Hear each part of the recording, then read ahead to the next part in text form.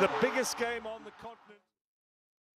1, 2, 3, 4, 5, 6, 7, 8, 9, 10. Am I doing the countdown from the bottom or from the top? Well, welcome to the show. It's the preview edition of AFCON Today here on Joy News. My name is Nathaniel Atto, and today we're doing a massive build-up to the very big one itself, the Africa Cup of Nations, which we've been looking forward to for a while now in neighboring Côte d'Ivoire. Now, this is the situation. The Black Stars will be playing on Sunday, but Côte d'Ivoire need to open the curtain first against Guinea-Bissau. How well have Guinea-Bissau performed in opening games, and how well have Côte d'Ivoire performed in opening games as well? Those are the questions we'll be asking ourselves today. We'll be taking a look at the latest as well in terms of what's been happening with the respective teams and attendance at the AFCON. All is set and good to go. The Gambia almost, had tragedy, but by the good grace of God, they were able to survive, and they are good to go and ready for the action as well. So we'll be looking into all of these. We'll be looking into some of the figures as well and profiling some more of the coaches who will be in charge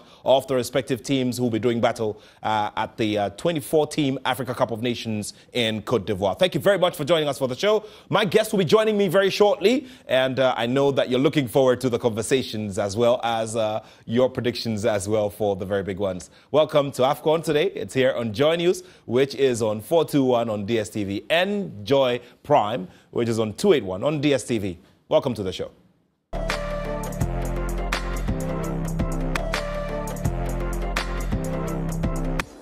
Well. So, the clock keeps ticking, and definitely once the clock is ticking, the time comes for us to, get the job done as well. So over here, we're getting the job done, and the players would have to get the job done when there is kickoff time tomorrow. Now, Ivory Coast have won it twice, and all of these have been at the expense of the Black Stars of Ghana, believe it or not. I remember 1992 very, very well, as if it was yesterday, and I remember 2015 as if it was yesterday. So Côte d'Ivoire now have a task of doing massive stuff in front of their home fans. We understand that a minimum of 60,000 fans will be there to watch that game, the opening ceremony and the opening game, that Côte d'Ivoire will be playing against Guinea-Bissau. Of course, in terms of interest as well, we'll be looking at the Black Stars and how they'll be opening the tournament up.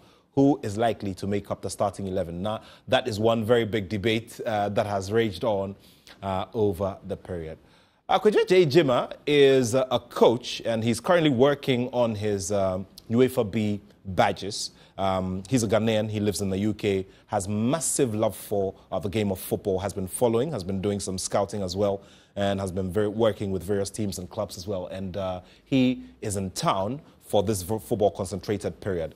You follow Passionate Man on Instagram. Great guy. Kweja, good to see you, and Happy New Year. Good to see you too. Now, it's weird that we didn't catch up during Christmas, eh? Was it that you were chilling too much or I was chilling too much? I think I came a little bit late this time around, so I just slotted in time a bit late. So Cool. Yeah, so maybe we'll see what to do with the rest of the new year. Absolutely. Look, let's begin with Côte d'Ivoire. I'm just throwing back to 2008 when Ghana last hosted the tournament, and when we, had this whole euphoria. We had all of the, the people, the buzz around town. It was coming to Ghana for the first time after about 8 years, and it was a great thing. In 2000, Ghana co-hosted with Nigeria, and then, and I'm trying to put myself in the shoes of the fans in Côte d'Ivoire,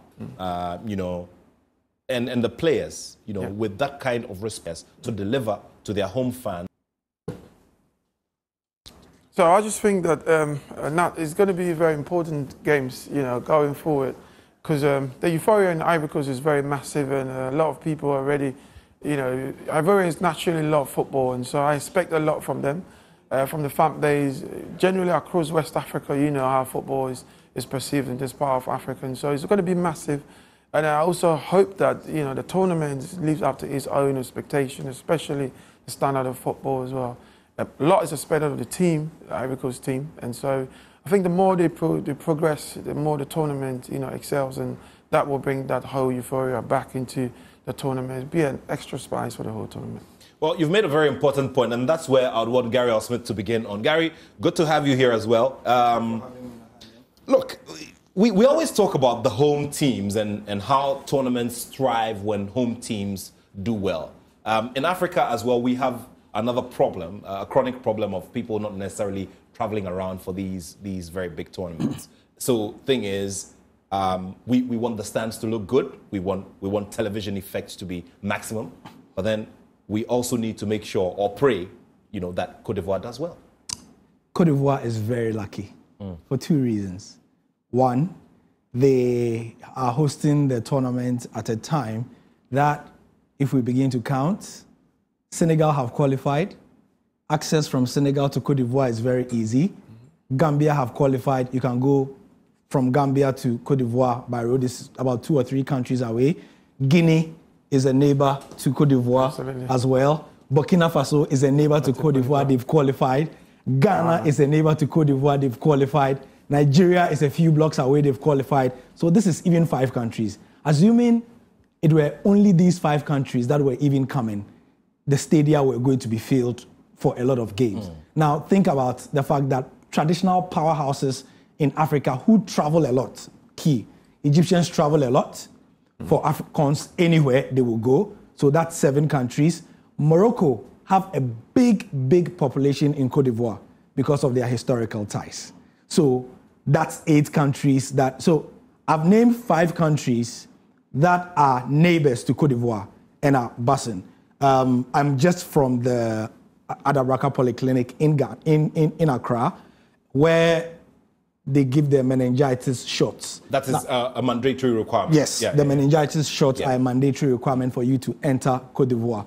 And they are swarmed there. I mean, on a normal day, because certain countries, but they were telling me, because I was just doing a report for something else, that because of the numbers going for the AFCON, because when you fill the form, you are required to get a signature. So they can tell the numbers of people who are getting the meningitis shots for the Côte d'Ivoire. And it's there. It's the same story in other places. We've had a Nigerian here on the show for the last 4 days, and they are telling us that Nigerian bus companies are busing people by the dozen because, airfare is quite expensive there. So that's what's happening in Côte d'Ivoire, like in that respect. And I'm expecting that if more of these countries I've mentioned qualify, we are going to have some pretty decently filled stadia across the next 3 or 4 weeks. And of course, once the stadia are filled, we expect it to be complemented well with quality football. Let's talk about opening games. Well, Côte d'Ivoire, yes, but Guinea-Bissau, half and half in terms of how it could get you to turn a neck immediately once you hear about the fixture. What's your expectation in terms of the kind of entertainment that we're going to get? They always say that there's a thing with the nerves and, the tension in opening games. Because of that, sometimes you don't get maximum or you don't get beauty, which is what the fans have paid for, plus the goals, of course. I think for a start, there's going to be a lot of pressure on these footballers, for Ivory Coast.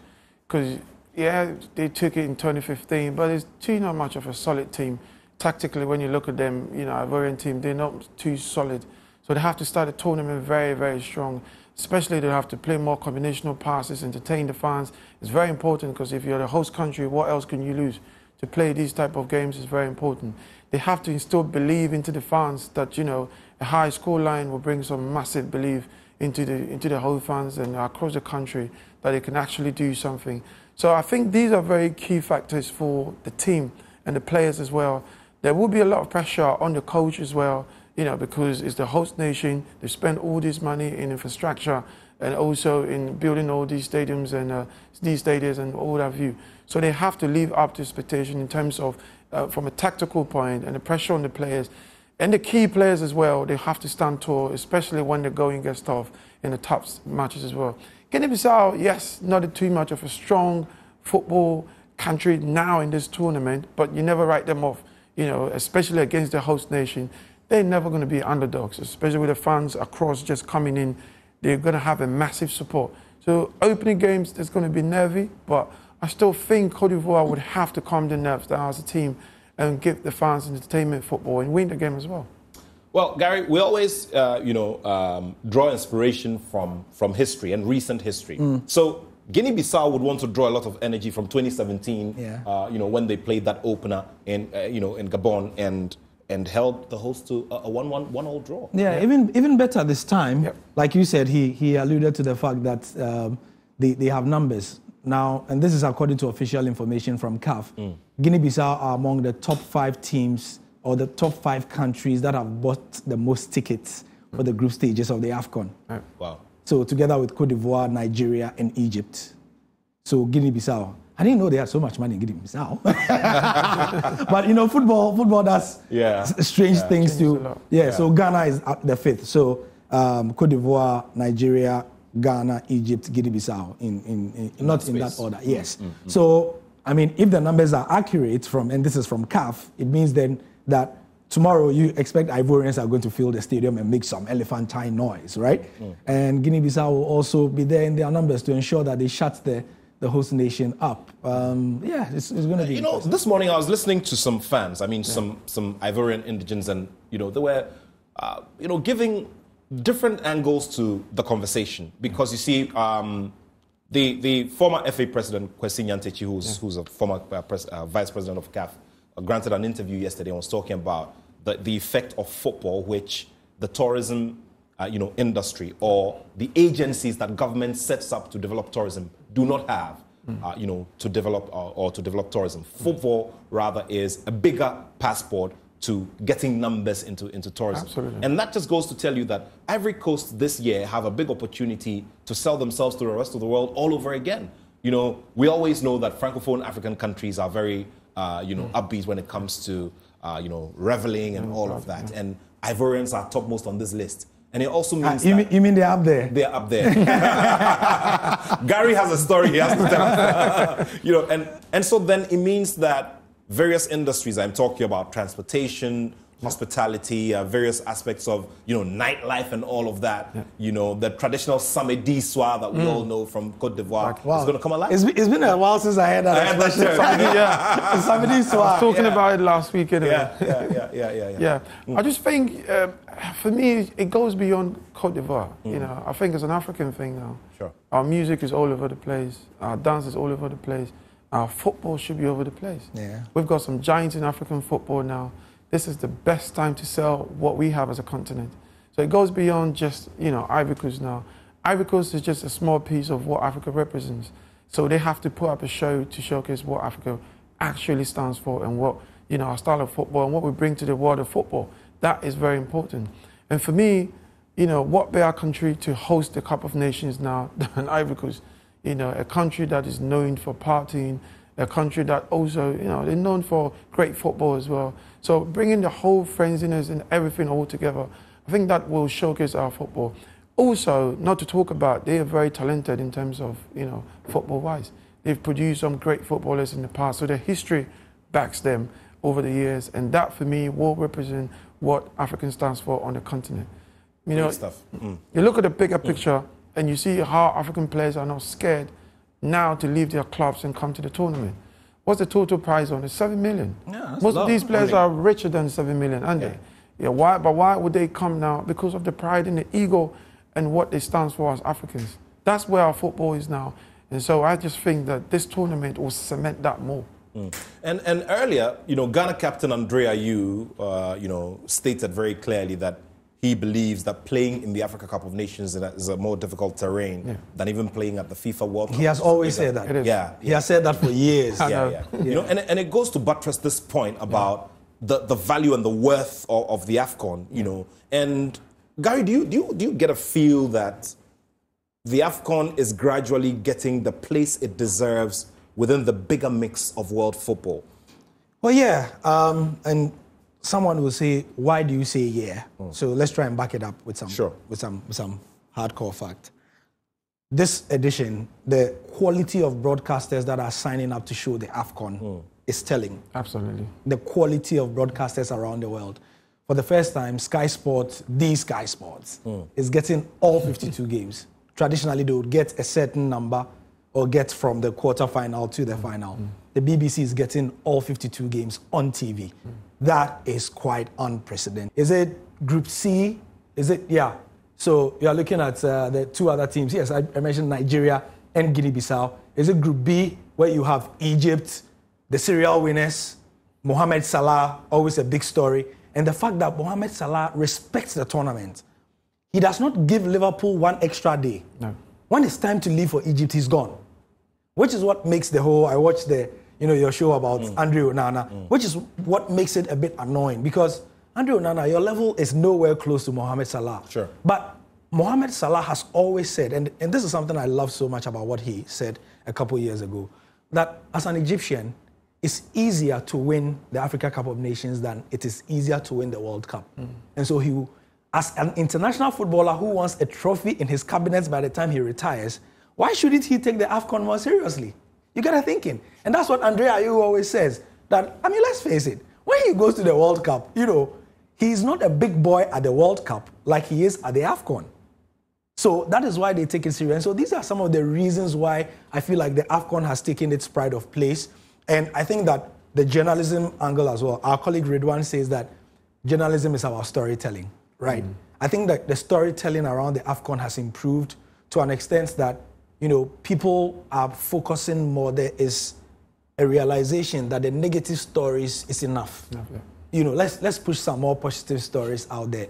Because at first, when I was growing up, and for many of us, we listened to BBC Fast Track, every AFCON was predicated by things like, the intros were always negative, and they are not paying bonuses. And we know what our problems are.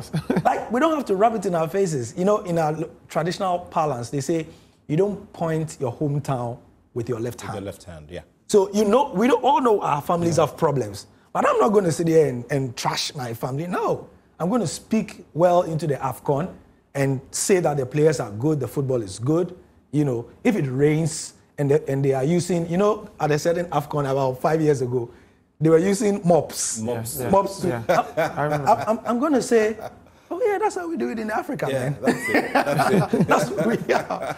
So I think that's why there's an emphasis on telling the positive stories of Africa, knowing that, Charlie, we have our problems, but how we go do our Coach Kwejo, a.k.a. Passionate Man, lives in a jurisdiction where club football is a standard. You get players who are contributing to their respective national teams, but are contributing a greater deal to the club football and making it that multi-billion-dollar product that the rest of the world is scrambling for. So, question to you is, amongst you, I mean, and I want you to take yourself out of the space as a fan, where you guys go and watch these games on a weekly basis. What are the conversations around the AFCON like? I mean, Gary has given us the facts about all the big broadcasters, making sure that they have the franchise as well. So then it means that there will be conversations about the AFCON in England, which is a place where you have big African populations, the Nigerian population there, the Ghanaian.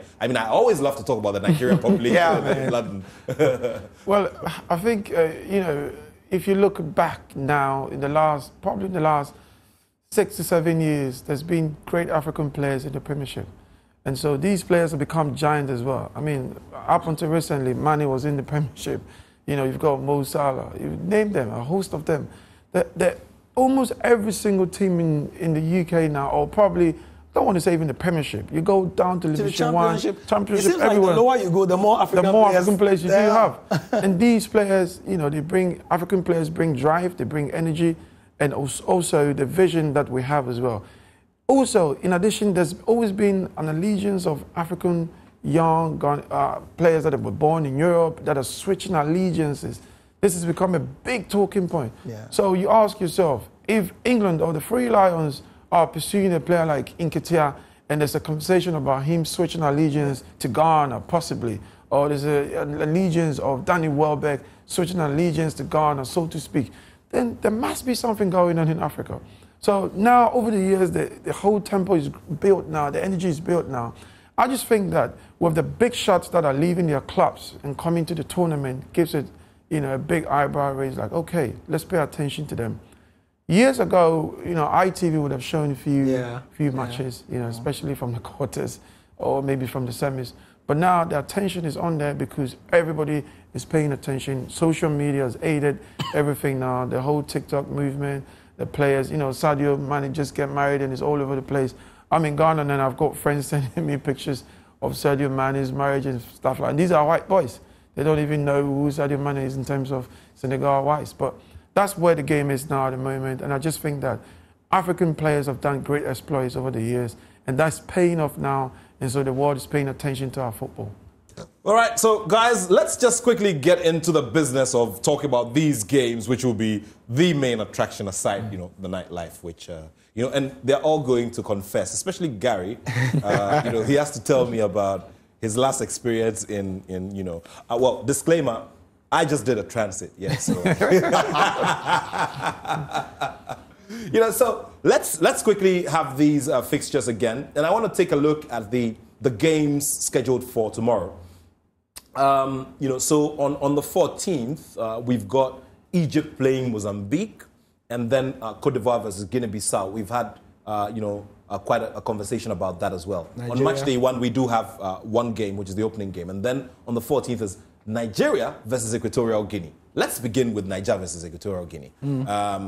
Nigeria have also had their fair share of the disappointment. So the regular confidence with which the Super Eagles will go into the tournament may not necessarily be there because of the recent occurrences in the qualifiers, where, for instance, you had Lesotho beat the Super Eagles, which is a sacrilege if you were dating back to a couple of years back. Sure. Now, this game and what it could bring in terms of the surprise element and what we regularly would expect, which is the Super Eagles winning the game. It's not that cut and dried. And already these two teams are going to give us enough drama for one Netflix blockbuster. Sure. And we know that Nigerians are dominating Netflix now, so they probably have cameras there. Sure. So let's begin with Nigeria. One, they have a goalkeeper they don't like.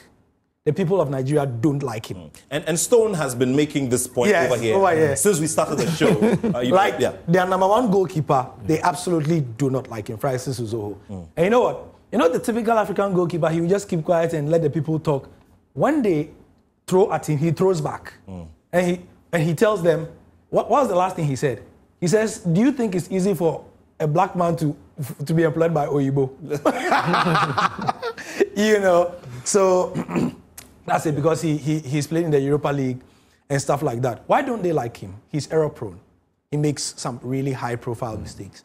So the second question is, don't they have other backup goalkeepers? They do, but the thing about goalkeepers is that you're a coach. Yeah, of course. If the coach trusts you, he trusts you. That's it. It's as simple as that. It can be annoying, but it is what it is. For Ghanaians will recall that Richard Kinson, at a time in Ghana's history, he was our number one goalkeeper, but he didn't have a club.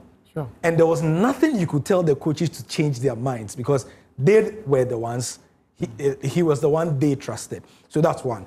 Nigeria, just about 4 months ago, everybody around the world was saying that they had one of the most fearsome attacks in the world, because you could name about 9 world-class players. Suddenly, all of them have vanished because most of them have been injured in the space of the last 2 weeks.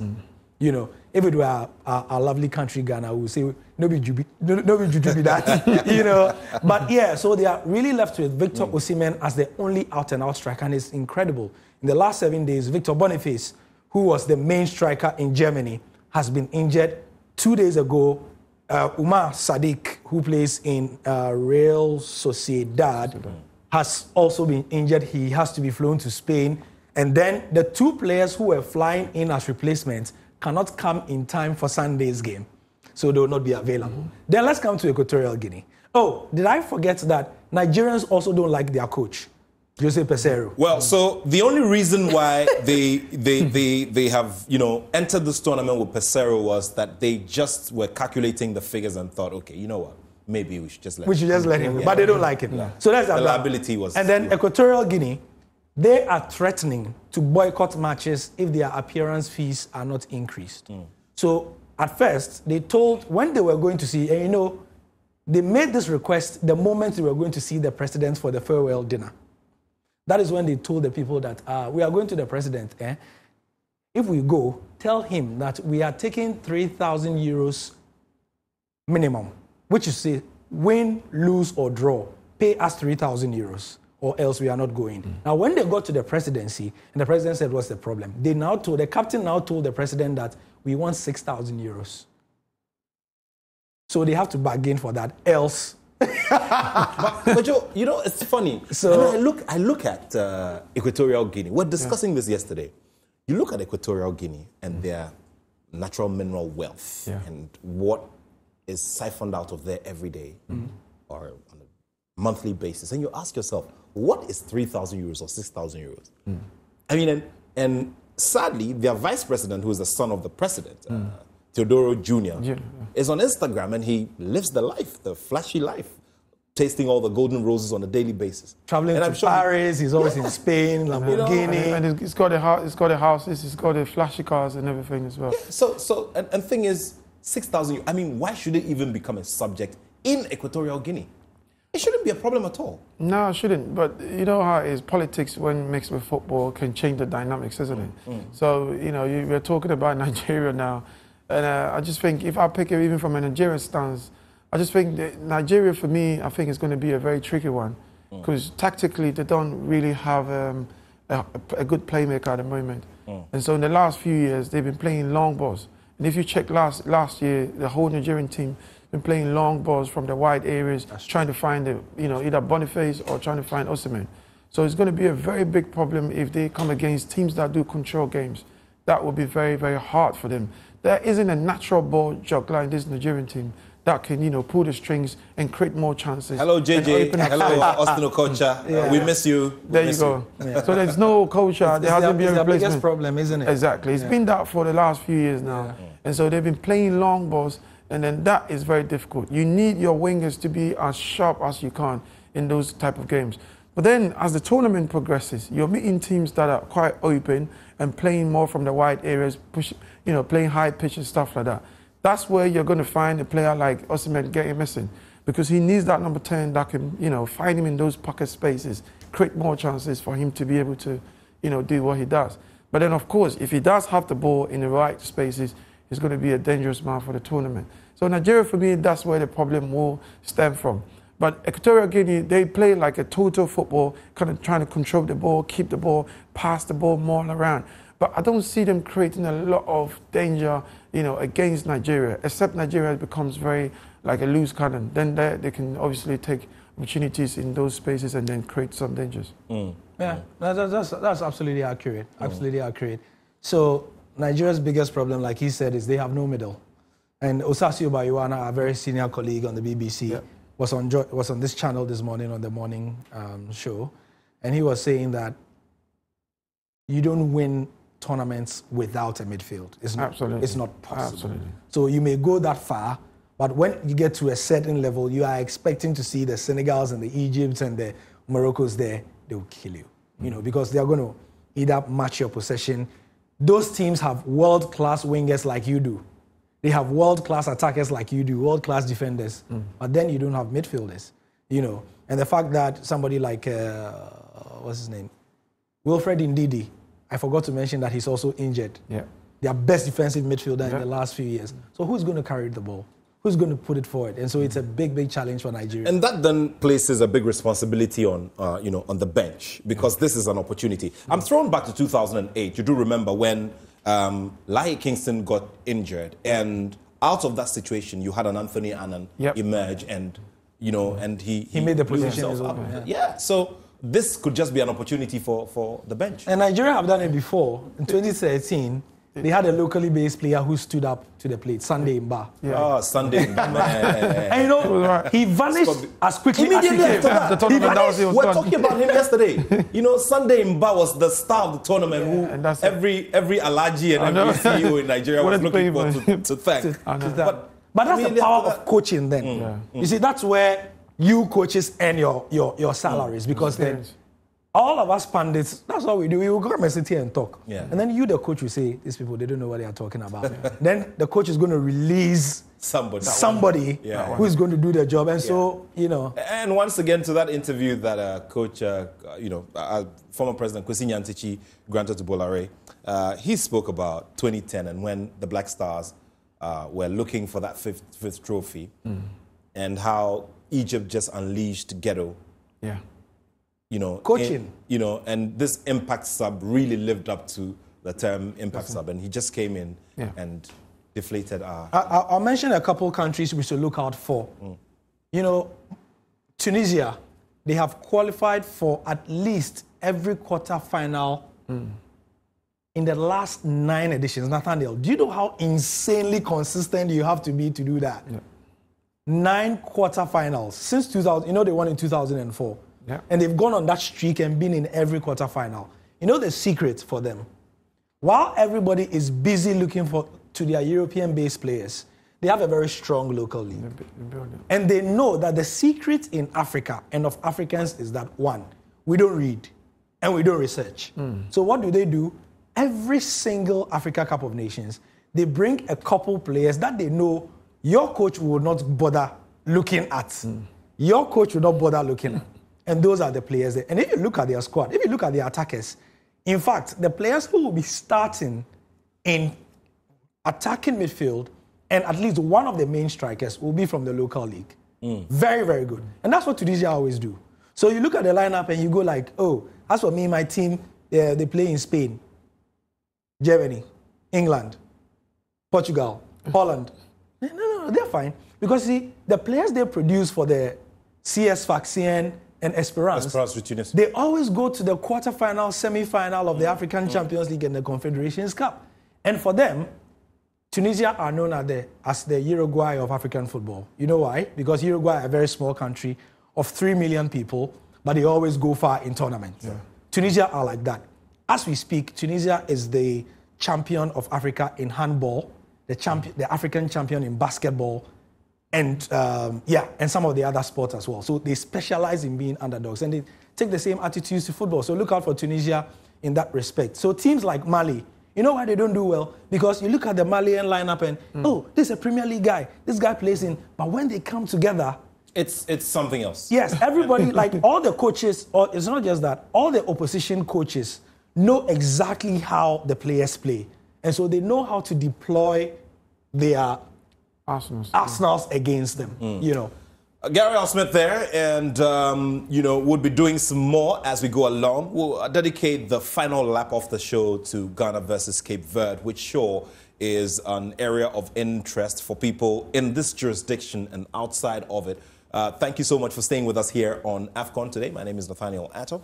And right now I'm going to bring on Karim of Joy Sports. You know, Karim always brings us head-to-head, stuff. Now we want to quickly look at the head-to-head business, when it comes to Ghana versus Cape Verde. But before that, let's just quickly go back to that visit that the Ghanaian team, the Black Stars, paid to the Ghanaian ambassador to Ivory Coast. He had some words for them, and he had some inferences from literature to put to their thoughts. Let's take a listen to him.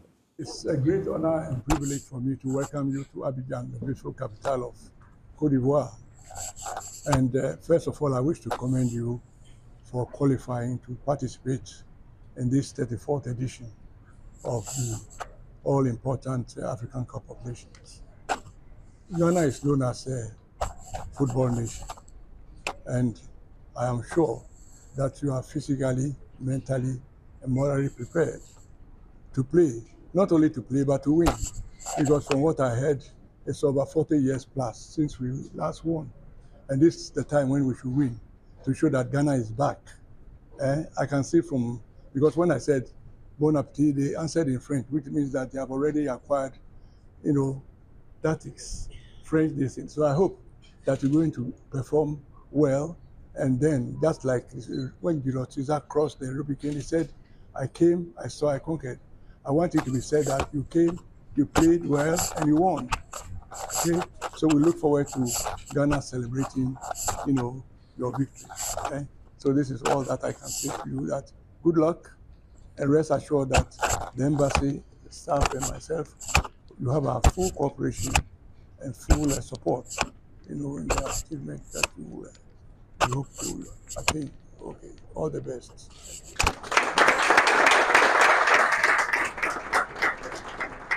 It is a great honor and privilege for me.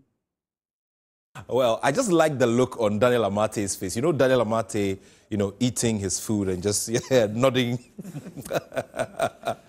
I just love that guy, His facial expressions just remind me of,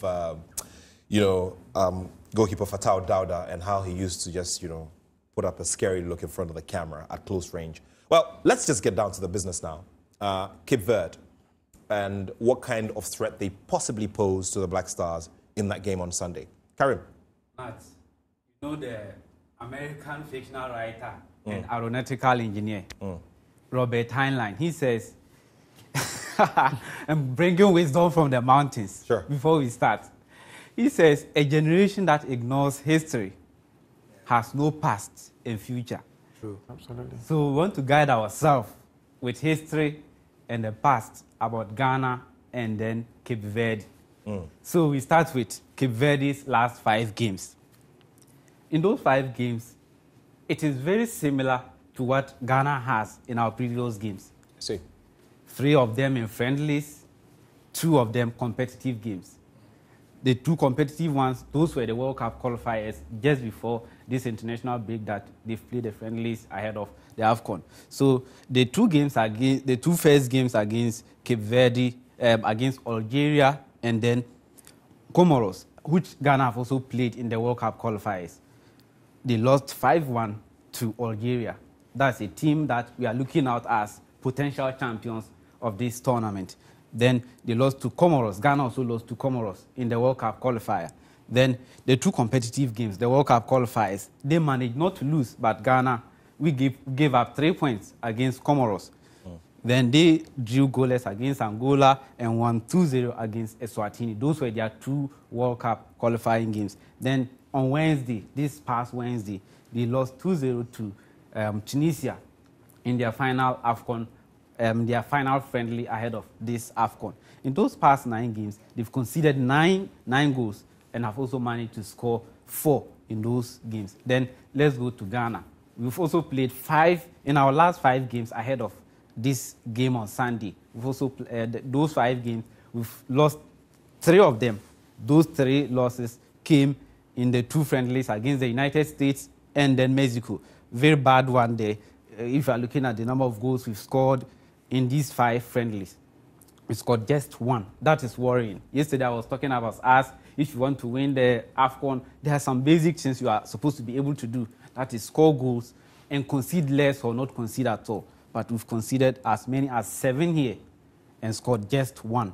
In 5 games, you are keeping 1 clean sheet. And we are talking about if you are to win the AFCON, you are supposed to be targeting, keeping at least 5 clean sheets. When Senegal won it the last time, they kept 5 clean sheets. So we should be targeting 5 clean sheets. But in our last games, 5 games, we couldn't manage even 3. We just did 1. Then now let's come to head-to-head. This one is appetizing for Ghanaians and giving us memories of what we've lost in the past. Then look at those 4 games. Look at them against Cape Verde. We've met them 4 times. We've not lost any of those 4 games. And we haven't conceded again. We've not conceded, but we can't do that now. That's the problem. In this phase, the first time we met them was in 2004. That is at the Bawaya Sports Stadium. 35,000 fans packed there. You could have, you would just be imagining how the place was like. 24 minutes, Michael Essien penalty. He scored, then an own goal, Nelson Weiger, 2-0, we've won. That is the 4th round of qualifying for the 2006 World Cup. Then this was the final game of that World Cup qualifying run. 4-0 in Cape Verde. That is the Estadio da Vazia. 6,500 fans in that stadium. 5 minutes in, Jutex Frimpong. I remember the celebrations. Nobody. That was the final, game ahead of our participation in Germany. 5 minutes in, Jutex Frimpong, the first goal. 35 minutes. Then we have Sule Muntari, all of them from the same side of the left side. Then 75 minutes, Asamoah Gyan. Then in the 87th minute, Godwin Atram wrapped it up with the final goal, 4-0. We are through to the World Cup. Then ahead of the 2013 AFCON, where we finished 4th, then we met them in a pre-tournament friendly. Mubarak Wakaso, he knows how to play against Cape Verde. You see these 3 goals in these 2 games. He's the one who scored all. Ahead of the we were not in the same group, just like going ahead. We've played Namibia in that last friendly ahead of this AFCON. And just like this one, he scored the lone goal there. And in the tournament itself, we met them again. We didn't know meeting them ahead of the tournament, and we played that friendly. In the tournament, we met them in the quarterfinals. Mubarak Wakaso again, a penalty and an open goal. Done. We've played them in 4 games. We've scored as many as how many? 6.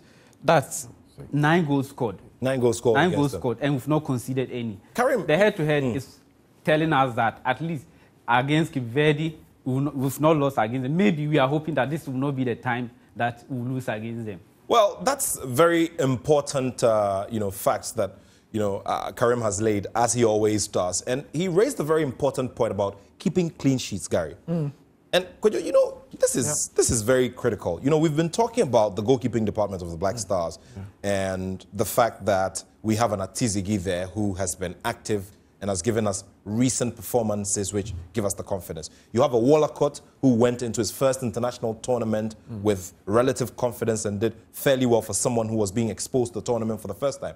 And then you have a Richard Ofori who had been challenged with different bouts of injury spells, but is one of the safest pairs of hands in terms of experience. And you need the experience. So then who do we rely on in this situation? If you have the opportunity, let me begin with you. Nat, I just think from a goalkeeper's perspective or from a coach's perspective, if you go with Atizigi, he's safe pair of hands and goal post, but he's got a bad distribution, and that for me is a no-no now. And that affects building up from the back. Absolutely, especially with us. You look at our fullbacks and how bad the fullbacks are and the way we play now. That for me is a big problem. So if you play back. If you play back with Atizigi, you'd have to have ball distribution coming from your defenders, and to be able to pick up and start playing from back. And that's where the problem could be. But on the other hand as well, we haven't got a fullback. We haven't got a better fullbacks. The left backs, the right backs, they're not that good.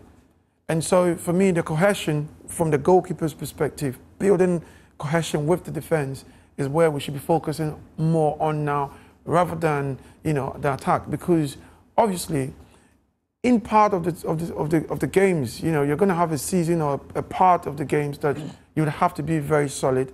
You have to put up a strong wall to defend. All good teams know how to defend, including Real Madrid and all these big clubs. So we have to know how to defend, because I can tell you this defense is very porous.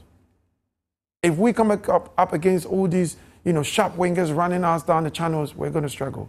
We need to rather build from the back. I'm expecting that the fullback together with the goalkeepers are going to be really solid from the back.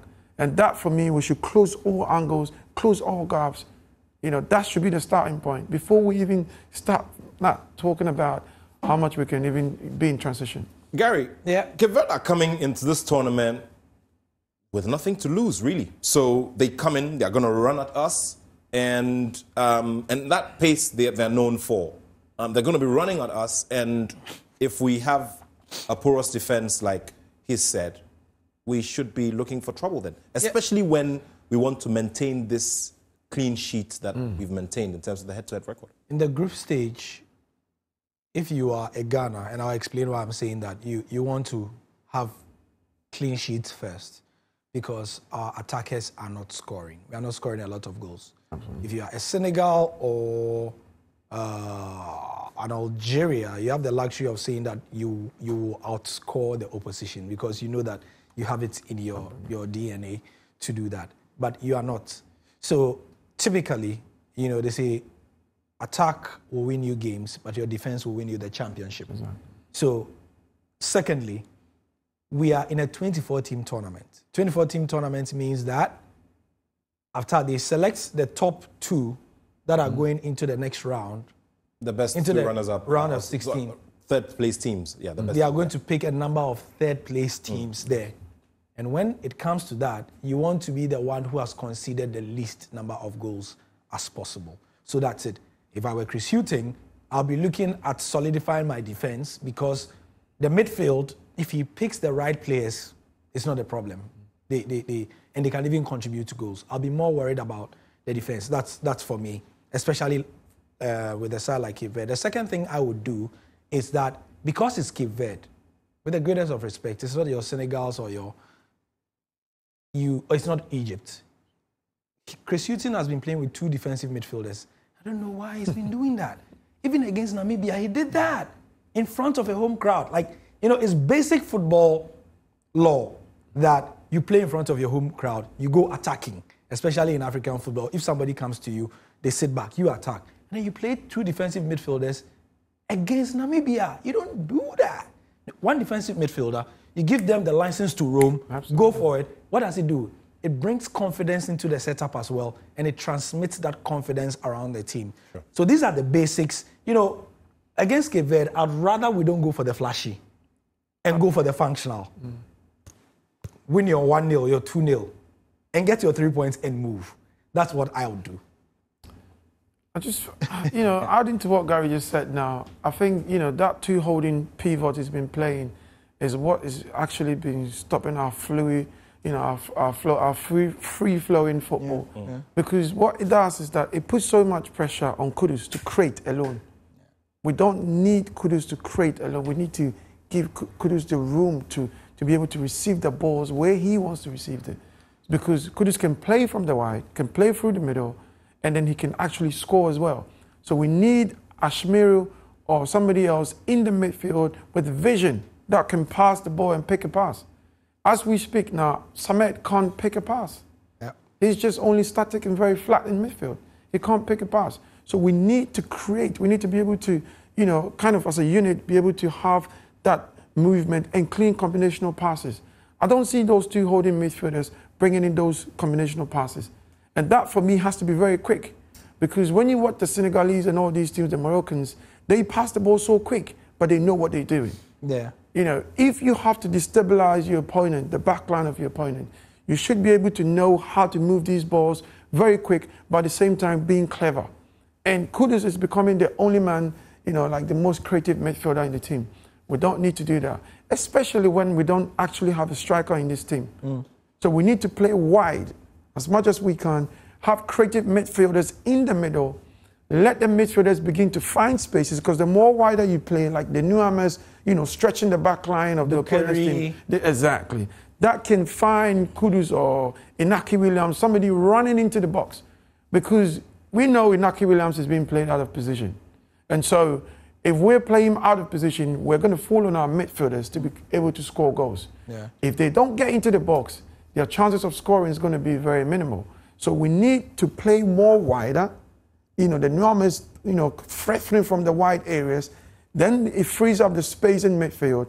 Then the midfielders can run into the box. And then when they do, then we know we're going to have a chance. If not, it's going to be a big problem. Yeah. And I give the license to the wingers, especially in a game like Cape Verde, whose defenders are not the greatest themselves, to run at them. So, it's not a game where you want to draw too many fouls. So Jordan Ayew, he's good. But this is a game where I'll run the younger players who are fast and going to run at them 90 minutes. So I'll play Bukari. I would prefer Bukari, ahead. Do you know why I say that? Because I just think that, first of all, Jordan Ayew, we haven't really applied him as a proper number 9. We've always played him a bit on the wide, and that doesn't help. If he's a striker, he should be at the end of the balls, receiving the end of the balls in the 18 box. He shouldn't be playing from the wide. He's, for God's sake, he's not Mbappe. Do you know what I'm saying? Mbappe can do that from the wide areas and cut through or through the middle. If Jordan plays as a centre forward, let's keep Jordan as a pivot, as a centre forward, out and out, in the box. Let's have midfielders create chances around him. We're giving Inaki Williams a big disservice. Yeah. The man is not a centre forward. So let's give him, let's bring out his values. He plays, Atletico Bilbao, he plays from the wide area or from an attacking position. So that's when he has a full glance of the goalpost and he's able to be more effective. What we're doing to him, we're causing him, denying him of service. Exactly. Of course, this show is a very big test for the Black Stars of Ghana. And as has been said on several occasions, the best way to start is to pick the 3 points and just wait. And for Ghana as well, it becomes very crucial to keep as many clean sheets as possible, because just in case, if in the unlikely instance that things go the way they went in Cameroon, then we may have to rely on, the head-to-heads and that. I don't know why you're smiling, but hopefully we don't get there. But Cameroon was terrible. Yeah, it was terrible. It was bad. Cameroon was terrible, and it gave all of us a big wake-up call as well. It did. I think it did. Yeah, it did. Yeah, it did. Part of it was also because, you know, transition of players coming into the team. Sometimes you have to mix experience with, you know, energy. Yeah. And that's where football is now. And for us as Ghana, we rely on the names rather than, you know, the energy that brings to the team. Because football has become more than athletics than any other sports now. And so if the talent is there, if they can play, let's mix it with some energy as well. That is what can give us what we're looking for. If not, you know, we're going to rely on passing the ball because modern football demands keeping the shape of the team. That requires a lot of energy, running back and forth, back and forth.